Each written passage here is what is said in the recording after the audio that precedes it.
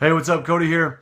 You ever have hard things happen in your life? You ever have difficult things that just come out of nowhere? It seems like it blindsides you. Seems like it's this stuff that is just difficult, and you're wondering, why me?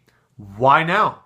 Why this? And your mind is just flooded with questions. And one of the most detrimental questions that comes in as a result of that is the question of what if? What if this never happened? What if I had made a different decision? What if I had approached it a little bit differently? What if circumstances were a little bit differently? And I've found that in my own life, that tends to be a place where Satan twists and manipulates things in my heart and my mind. Because what if is a fake fairy tale make believe place? It doesn't even exist. It's not even real. The truth is that right here, right now is what I'm actually living. That's what I can actually do something about. And so I can't spend all of my time thinking about the what if. The what if is gone. And the truth is, the reality is that right here, right now, I'm dealing with something. And usually those times in those situations, those difficulties, those problems come into our lives, and it's stuff that we would completely avoid if we had the option to. I wouldn't choose this. I would never go through this. I want to live my life in a perpetual mountaintop. I want to be at the peak. I want to be at the pinnacle at all times. I never want to experience the valleys. And the truth is that I need the valleys because the Lord meets me there in a different way. And that if you're a Christian, that you have the hope of knowing that God is with you through the valleys. That you're not abandoned. God will not leave you. He will not forsake you. He is not against you. He is for you. Proverbs chapter 24 is where we're going to be today. And verse 10, it says this: if you faint in the day of adversity, your strength is small. If you faint in the day of adversity, excuse me, your strength is small. That's kind of interesting. When I was thinking about that, I thought, well, it's kind of insulting that I'm not strong. I'm not strong enough to do this. Man, thanks. I feel really encouraged. All right, there you go. Amen. Go for your day. Well, what do we got to say about that? One of the things I will say is that while we did say previously that God is for you, that He is working all things together for your good, Romans 8:28, James also says in chapter 4 that God resists the proud. He pushes against the proud, but He gives grace to the humble. And so there is a time when God is against you, and He will bring adversity your way. He will bring difficulty your way. But this isn't talking about that. This isn't talking about your pride and your arrogance and God showing you that you aren't as big and awesome as you think you are. This is God bringing those things into your life and you coming to that epiphany yourself. Man, I don't have the strength. My strength is small.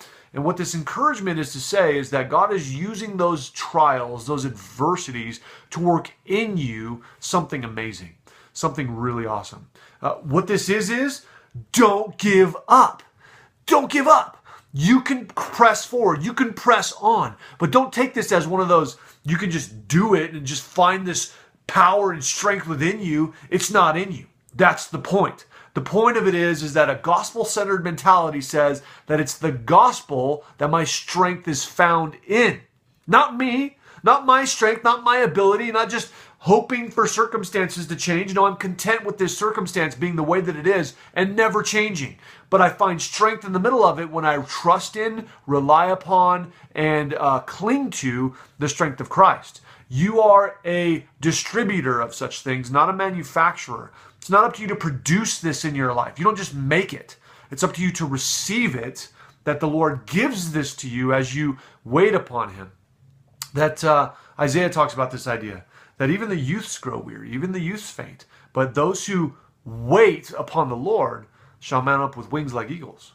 That's an interesting idea, that the whole point of it isn't just try harder, just do more, just go faster, just forget about everything, just sacrifice more, just get up earlier, just stay up later, just work harder, just put more hours in, just give more. No, that's the mantra of the world. The thing that God's calling us into is a different kind of a thing. Yes, we should work hard. Yes, we should give everything that we have. But what if you give everything you have and it's just not enough? Then what? Wait upon the Lord. Waiting on the Lord isn't getting to the end of yourself and then choosing to wait on the Lord. It's Waiting on the Lord even as you're giving all that you have. It's a whole mentality and a different angle of approach that you come to it with. I'll leave you with this. The way that God told it to Jeremiah in Jeremiah chapter 12, verse 5 is this. He says, if you have run with the footmen and they have wearied you, then how can you contend with the horses?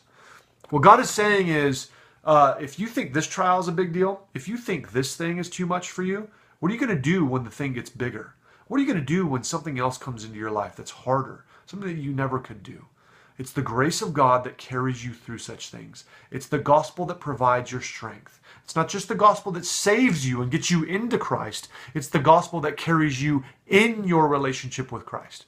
You want to see change in your life? You want to see those things that are strongholds in your life break down? You want to see the strength of God prevail against such things, and for you to find areas of weakness all of a sudden become areas of victory? It's waiting on the Lord. It's waiting upon him. And as he gives you the strength to overcome the footmen, when the horses come, he'll be there too. You can trust him. He's trustworthy.